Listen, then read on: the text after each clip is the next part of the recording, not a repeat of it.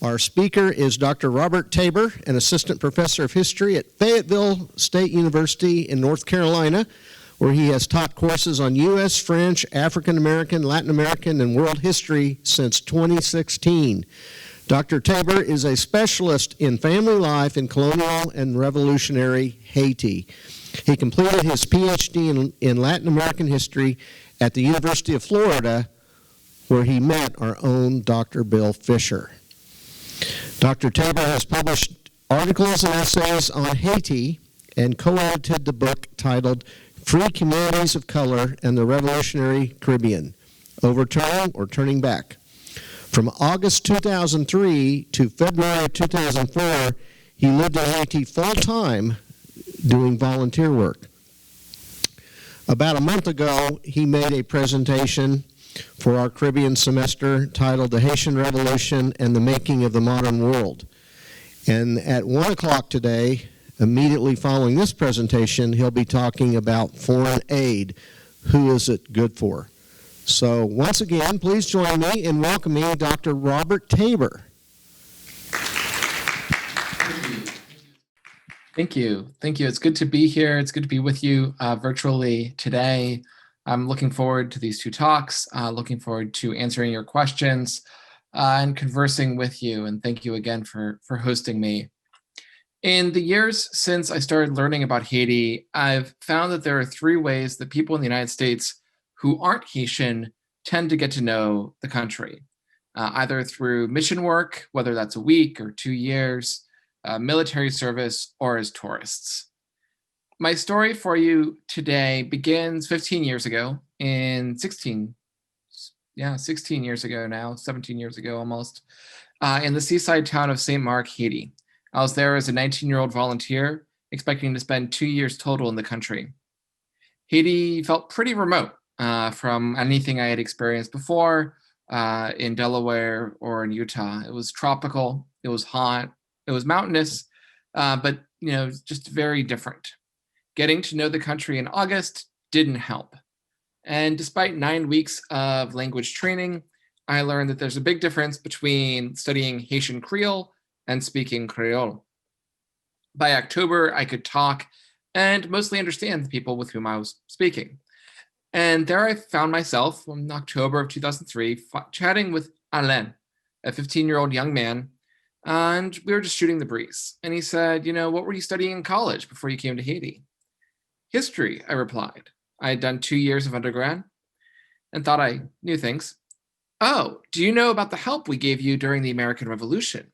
Well, I know that France sent ships and troops and supplies. No, us here in St. Mark, highlighted there on the map, we sent ships, we sent troops. In that moment, listening to Alain, my view shifted. Haiti was tropical, but it was no longer distant. It was part of the Atlantic web of trade, ideas, migration, and yes, slavery. When I returned to college, I would learn that colonial Haiti produced 40% of the Atlantic web's sugar, 50% of its coffee, and was responsible for 2/5 of France's overseas trade at a time when France was a major world power. And I would learn about the Haitian soldiers who fought in the Battle of Savannah in Georgia during the American Revolution, a preview of Haiti's own war for independence just 20 years later. By February 2004, I was living in Petit Goâve, another seaside town, but smaller, an hour west of the capital, Port-au-Prince. It was becoming clear as we listened to the news, as we looked around the country, that I probably wouldn't be able to stay in the country for a full 2 years. The political situation was getting tense. Every day brought new protests in Port-au-Prince, and there were rumors of insurgent groups forming around the country, getting ready to march at the capital. One day we were eating lunch at a roadside stand. Around the common table, the conversation turned to the political situation. A young woman back from college in Port-au-Prince explained, "This is the same stuff that always happens. We're living in peace, doing our own thing, just, living our lives when Columbus shows up. War, pillage, slavery, disease, we all die. The French need workers, so they go to Africa and they bring us more slavery. We rise up. We fight for our freedom. We win. Everyone else, they shun us. They don't want us to succeed on our own terms, just their terms. I would later learn that when the formerly enslaved fighters won, they chose the name of the country Haiti as a reference and honor to the Taino native peoples, the first natives to greet Columbus, who called the land Haiti, and the first natives to rebel against European colonialism. So here we are. The main question I'll be discussing tonight is how did this, or not tonight, today, how did the second story, the struggle to win and preserve freedom, above all, the desire to leave slavery, affect the first story about this, interconnected web? I will also be reflecting on why it was that I'd grown up with the impression of Haiti and the Caribbean in general as being so remote and disconnected from my own life, an answer that connects to the unfolding of the US Civil War and struggles for liberty across the country in the decades that follow. I begin today with the story of Marie Rose. We have just a few scraps of paper about her life, a baptismal record here, a prenup there. She grew up in slavery in colonial Haiti in the town of Léogâne. Some years there were more new arrivals from Africa. Some years France was at war. There were far fewer. A long war happened when she was in her teens, the war we know as the French and Indian War or the 7 Years' War. And in the last year of the war, when Marie Rose was 20, she gave birth to a daughter just as the sugar economy was nearing its peak. Freedom was better than slavery, but it was hard to get. Punishments for running away or rebelling could be severe: lashing, branding, amputation. Getting legal approval of one's manumission or achieving liberty from slavery was rare, even in a colony with a large number of free people of color. 90% of colonial Haiti was enslaved. Marie Rose did a courageous thing. She knew that legally, technically, judiciously, her daughter became enslaved the day she was born because Marie was enslaved. She didn't want her daughter to grow up in slavery. So she took her daughter, went to the town church, and lied to the priest. Yes, Marie said, "I'm free." The priest believed Marie, baptized her daughter, and even though Marie didn't know how to read or write, gave her a copy of the baptismal certificate describing her daughter as free. 24 years later, her daughter would use that certificate as proof that she had always been free. Her mother had finally obtained her own freedom just a year prior.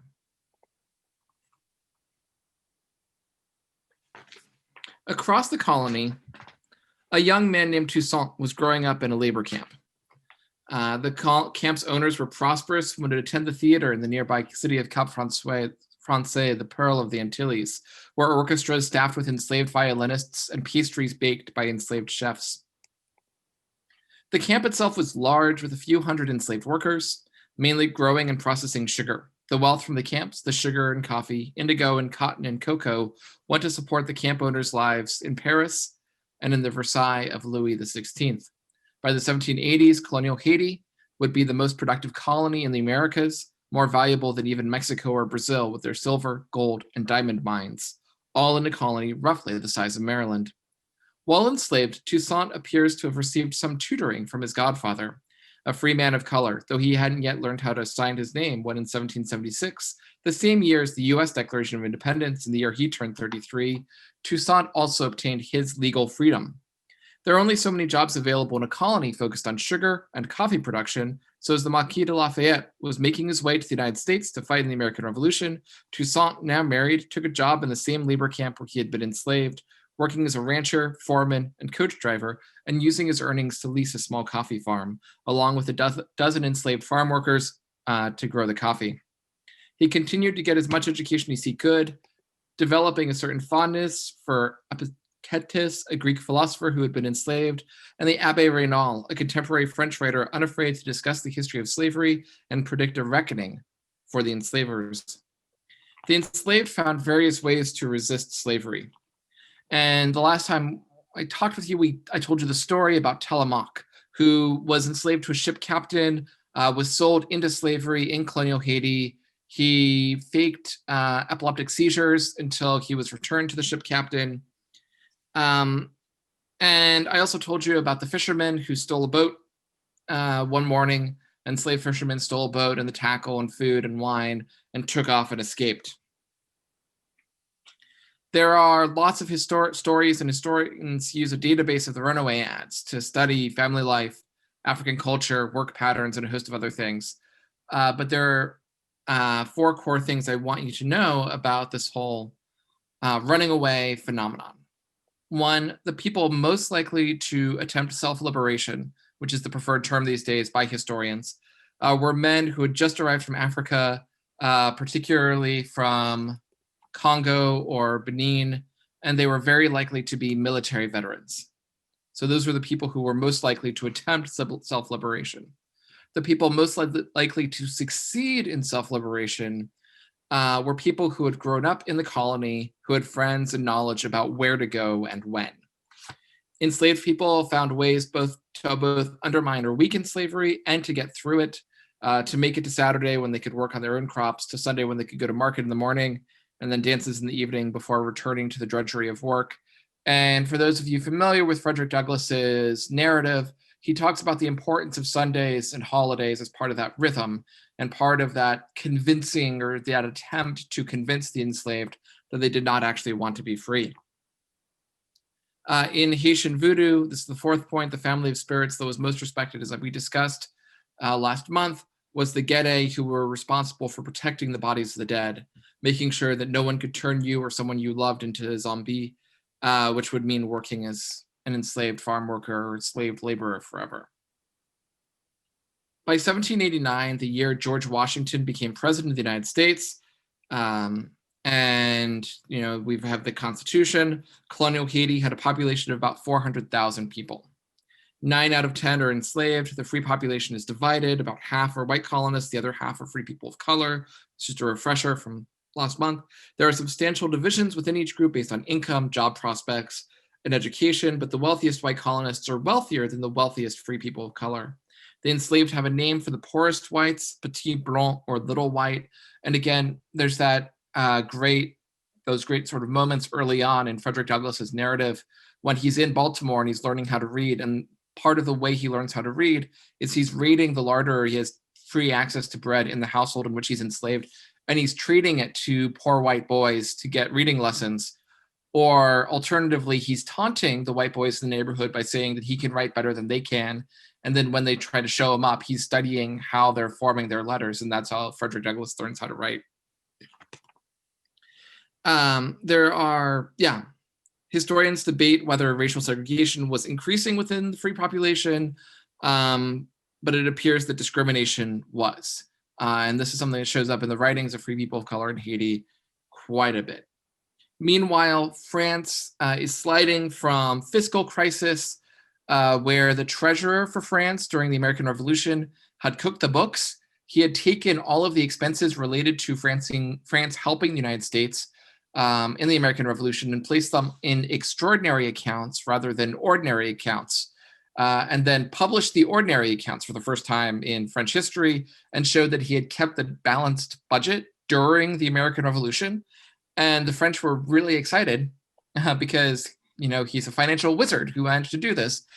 And then they opened the books, the new finance minister opened the books and discovered that France actually had tons and tons of debt that they needed to pay back, all these loans from the American Revolution, and the new finance minister had just kind of been stuck with the bill.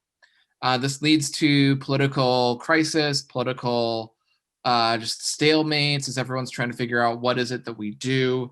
And one of the things that the French decide to do is, they're like, all right, we need to go back to the Estates General, which we used to have. We need to have, some political representation here, hear from the people. And what we're also going to do is we're going to get feedback from, people from across France, people from Haiti, free people from Haiti, but people from Haiti, people from, Martinique, Guadeloupe, they can send their lists of complaints to us and we'll tackle them.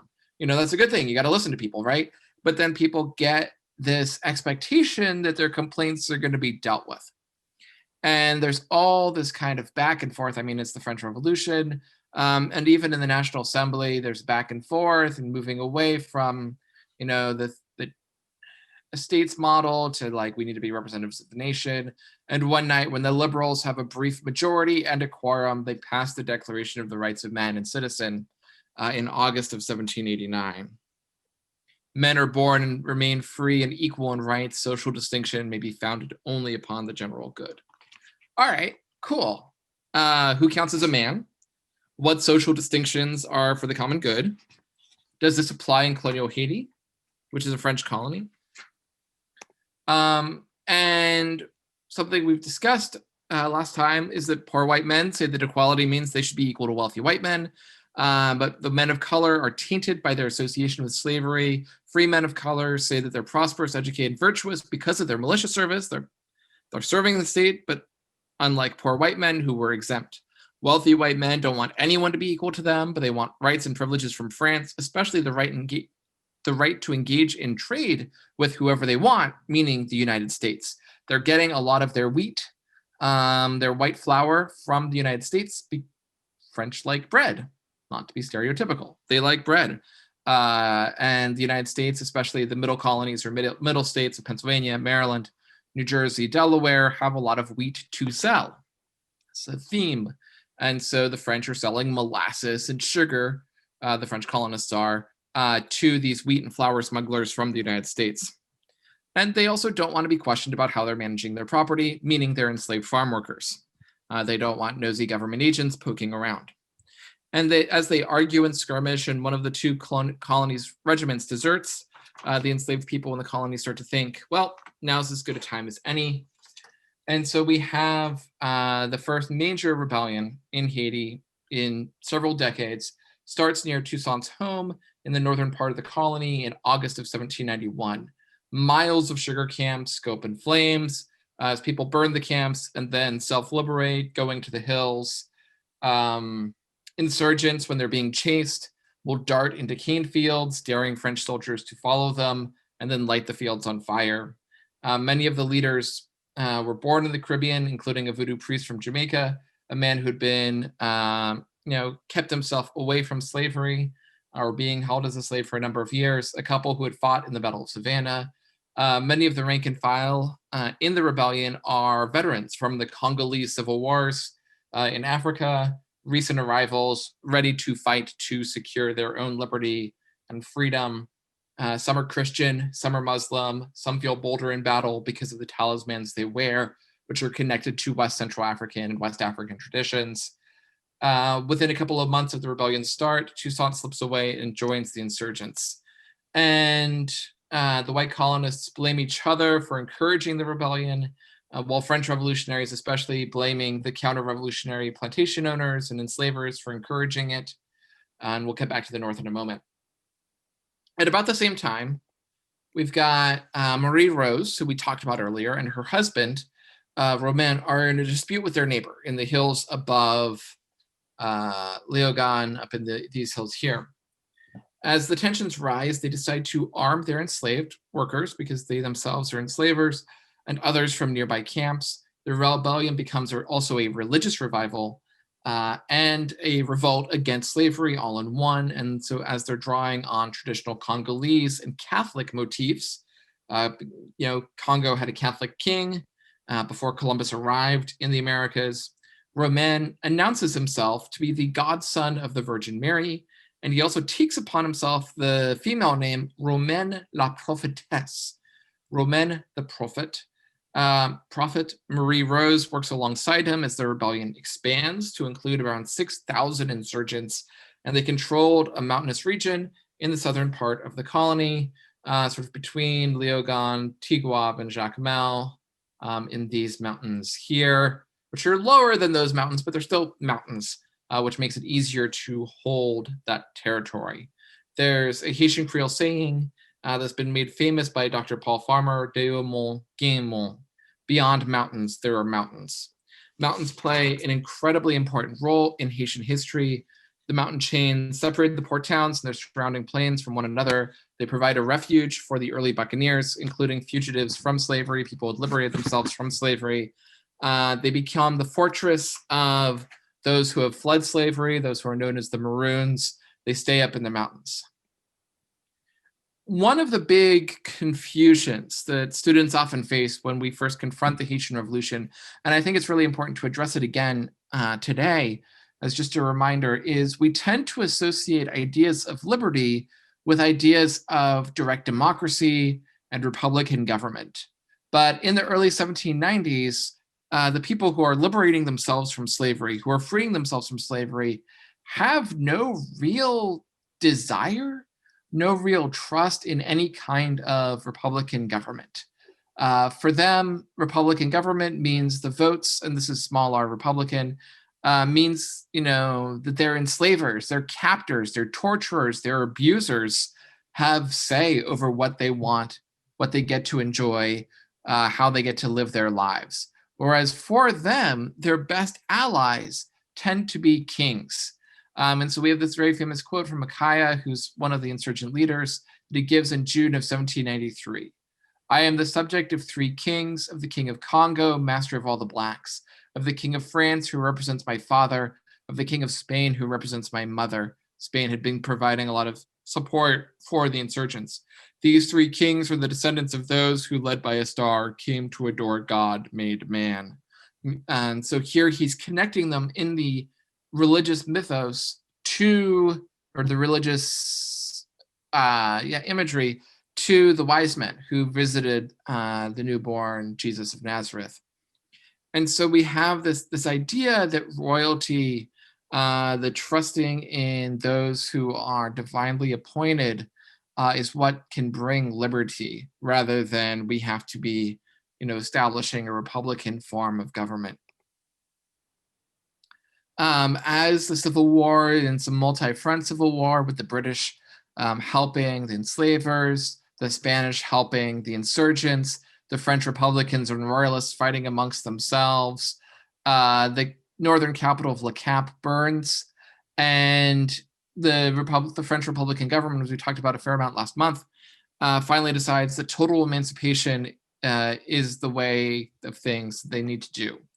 And as they implement total emancipation, total end of slavery, they win an important new ally in Toussaint Louverture, who has been studying this history. He's been practicing these tactics. Brilliant military leader, well respected by many of the insurgents, and he decides that he's going to throw in his lot with the French government. And I'm summarizing quite a bit here. Toussaint gradually climbs up the ranks of the colony until he's the governor general of the colony, which really irks Napoleon, who sends a massive army to crush him that's led by Napoleon's brother-in-law, Victor Emmanuel Leclerc, and contains 30,000 soldiers. Importantly, the Leclerc expedition is also supported by many people, free men of color, who had been free, people who had liberated themselves from slavery and risen in the ranks, who were then alienated or pushed out by Toussaint. And what dooms the Leclerc expedition is two things. First, and most importantly, is the rumor that arrives from Guadeloupe, that the French are bent on restoring slavery, that while the French had proclaimed a general emancipation and end to slavery across the French Empire, in response to developments in colonial Haiti, that the backers of Napoleon and Napoleon himself are eager to restore slavery, and in fact have already re-enslaved the formerly enslaved people of Guadeloupe, the free people of Guadeloupe. And this really agitates people, as you might imagine, and enables a cohesion of this coalition of people who had been in slavery at the start of the revolution, people of color, who had been free at the start of the revolution, and some critical white allies, including famously some Polish and German battalions or regiments who defect from the French army, who feel that they cannot fight to restore slavery and will throw in their lot with the revived insurgency. The insurgency is familiar with the territory. They've seen a lot of armies come and go, and that they know that all they have to do really is go up into the mountains that they've gotten to know very well over the years. And the French take the port towns, and then the French die of yellow fever, including Leclerc himself.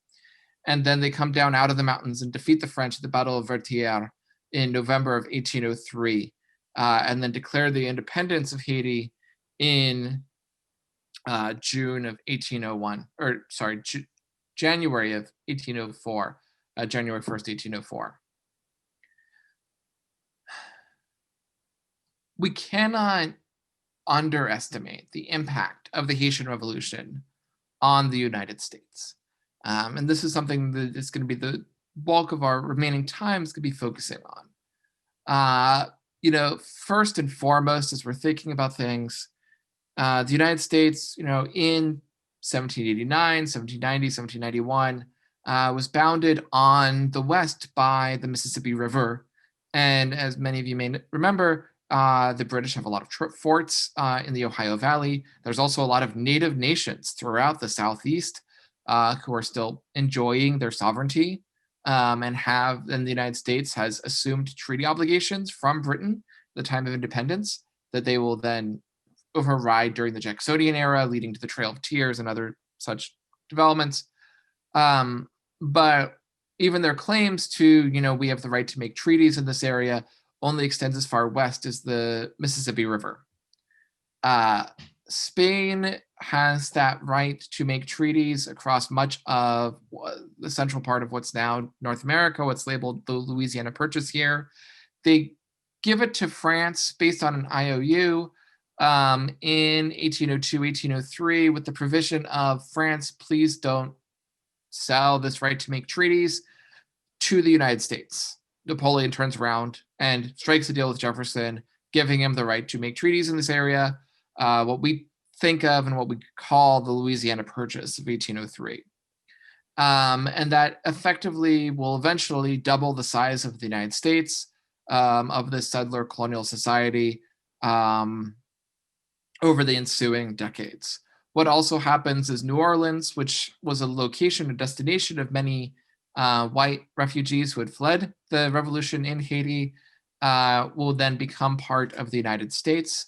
And we see this sort of huge outflow across the 1790s of colonists, of white colonists, of free people of color, and often taking with them enslaved workers who don't get a chance to liberate themselves before they're taken to the United States, much of which is slaveholding territory in the 1790s and early 1800s, including much of the Northeast. And so what we have then in the 1790s is the establishment of the first Black Catholic congregation, or predominantly Black Catholic congregation in Philadelphia in the 1790s, from free people of color who have fled Haiti. And then we also have various other pockets of refugees, including in Baltimore, in Charleston, in Savannah. The big surge to New Orleans happens when a group of refugees who had settled in Cuba have to leave Cuba after war between France and Spain erupts in 1807, 1808, because Napoleon decides to declare war on Spain and install his brother as the king of Spain, which the Cubans, as a Spanish colony, don't like very much, and so they kick out all the French. Famously, for those of you familiar with Gone with the Wind, Scarlett O'Hara comes from one of these French Creole families who had fled the Haitian Revolution.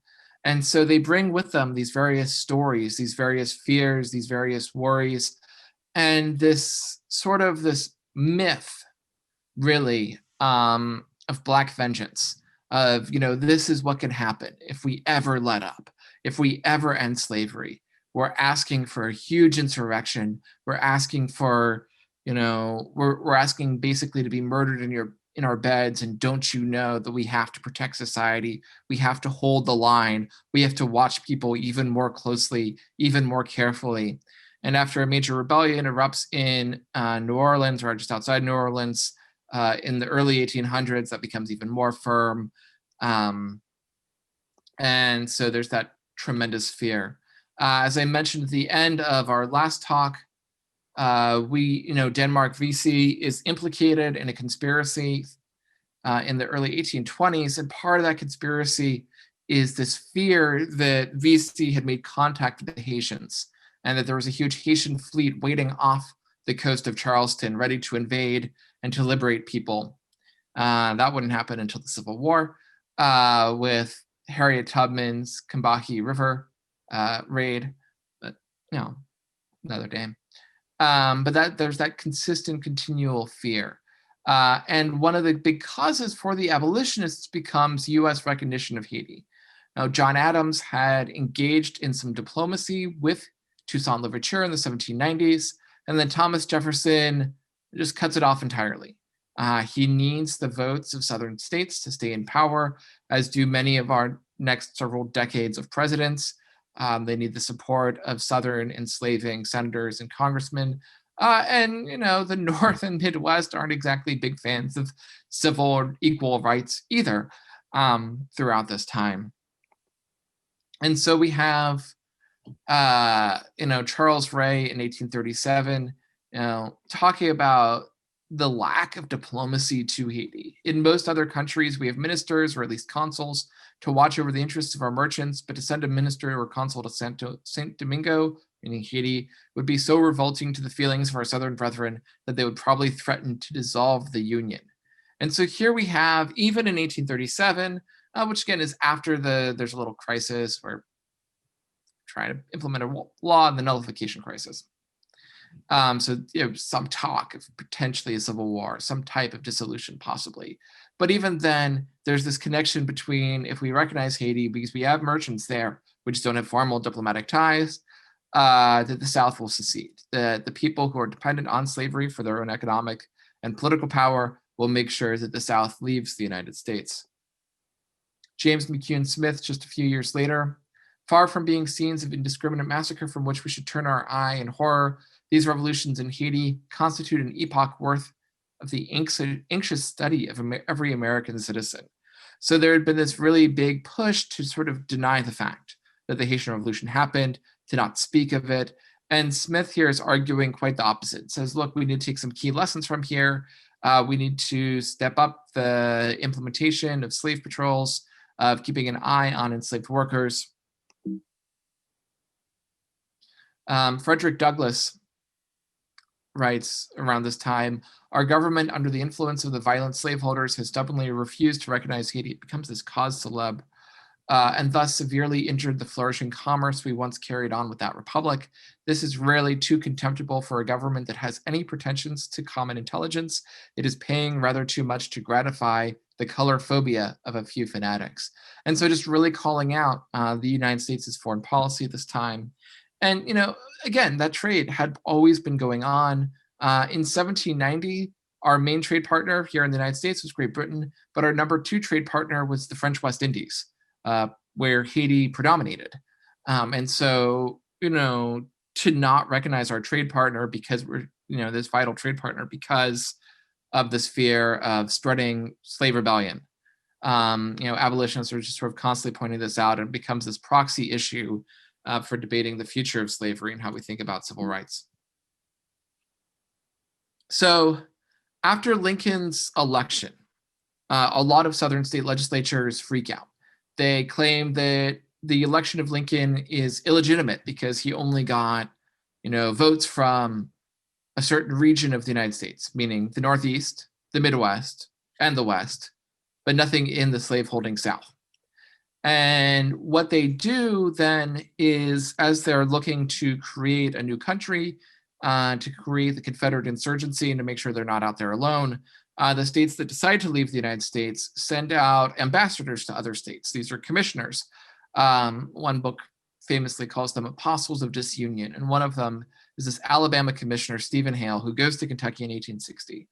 And here's what he says. The election of Mr. Lincoln cannot be regarded otherwise than a solemn declaration on the part of a great majority of the Northern people of hostility to the South, her property, meaning the enslaved, and her institutions, meaning slavery.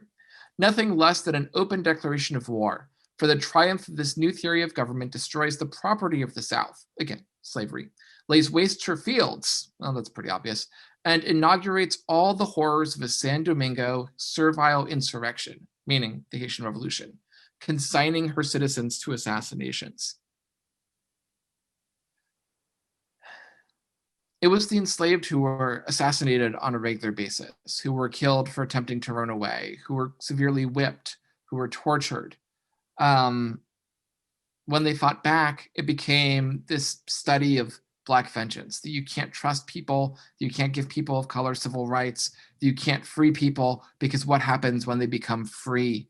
And so it becomes this paranoid fear just because some people once fought back. And Stephen Hale is tying right into this conspiracy. The fears gained new life after John Brown, who had read about the Haitian Revolution, studied the Haitian Revolution, knew about the tactics of going up to the mountains, attempts to start a slave rebellion by taking the federal arsenal at Harper's Ferry, Virginia. He is captured. He's held in prison for a number of months before being executed. And John Brown is interesting because after his execution, there are a couple things that happened. One, the barns of all of the enslavers who served on the jury, all the barns burned, showing that the enslaved in Virginia were certainly paying attention to what was going on. But beyond Virginia, in Haiti, the Haitian state held a funeral for him. They didn't have his body, but they held a funeral in absentia for him, a state funeral, with all of the political and religious leaders from the Catholic Church, from the Haitian government, marching solemnly, declaring him to be a hero to the country, because they knew sort of what was at stake, and that John Brown was, on the same side as they were back in 1802, 1803, when they had to fight a revolution to prevent re-enslavement. And they considered him, this American who had never set foot in Haiti, to be a true friend to their cause of liberation. So there are a few conclusions that we can draw from this story,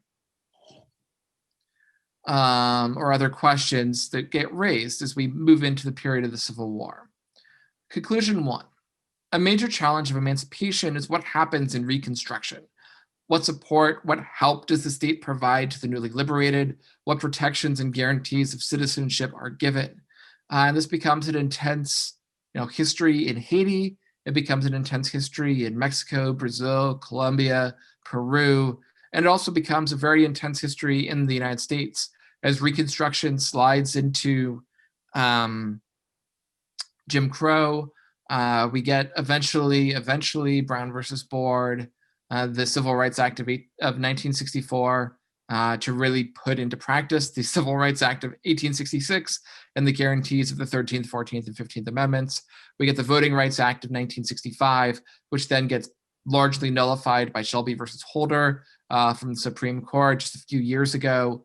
And so we continue to have these debates of, whose civil rights matter, whose voting rights matter, is voting sacrosanct, what protections, what support should be given. And this is where we also get into the debate about reparations, and also discussions we've had recently in our country about the impact and legacy of things like redlining and employment discrimination and criminal justice.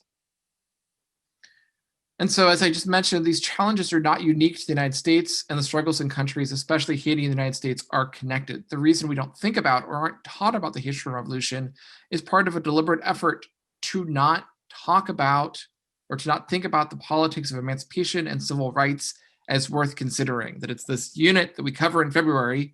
Why are we even covering it and all that kind of thing? Instead of centering it as this core part of what it means to be American. What does it mean to be a democratic republic? What does it mean to talk about life, liberty, and the pursuit of happiness, to promote the general welfare? And finally, we don't gain anything by running from this history, running from the history of slavery, running from the history of liberation. We should consider carefully who we glorify and why, but I'd argue that glorification is the opposite of carefully learning the history in all of its complexity, which prepares us to be patient with ambiguity and with nuance, and that learning from the past prepares us to build a better future. Thank you.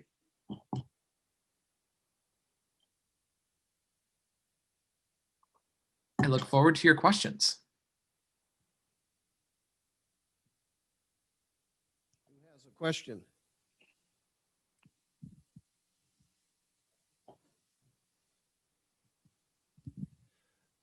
Thanks very much, Dr. Tabor. That was fascinating. I was really interested in what you said about the idea of monarchical liberty.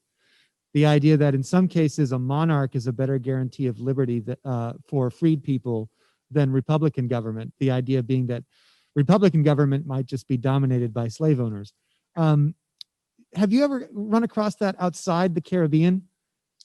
So I think this is one place where, and Dr. Fisher can talk about this quite more extensively than I can, but one of the challenges in Latin America that comes pretty apparent, and also in the United States, is the rights of Native peoples in sort of a more corporate model, meaning that they're recognized bodies and nations, and that the rights of Native peoples come increasingly under attack in Latin America and the United States as these countries, which are led by white Creole leadership, the white colonists or the children of white colonists, try to promote what we think of as classical liberalism, this idea of private property, very few restraints on trade, so on and so forth, and attacks on this idea of communal ownership of anything. And so, there's a lot of arguments, especially in the Andes, but also in the United States, of, hey, maybe we were better off, under this monarchy where we could actually have some protections of these treaty obligations being somewhat followed, though there were certainly lots of complaints and rebellions against, Spanish colonialism, as well as British colonialism, even before these wars of independence. But in the 19th century, this push of liberalism, private property, forced assimilation becomes really intense across the Americas. And I'd love to see more sort of comparative cross-hemispheric discussion of that, especially vis-a-vis Native rights.